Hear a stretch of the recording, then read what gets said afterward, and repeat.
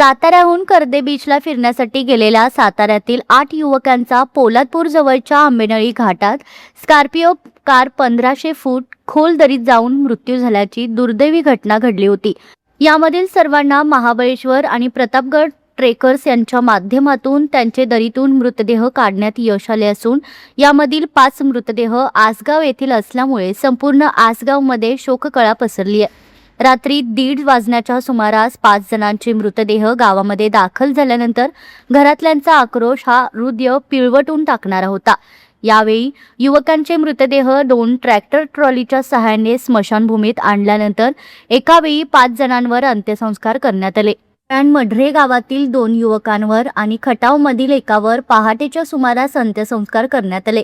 यावेळी संपूर्ण गाव सुन्न झालेले पाहायला मिळालं। या घटनेमुळे अनेकांना आपले अश्रू अनावर झाले।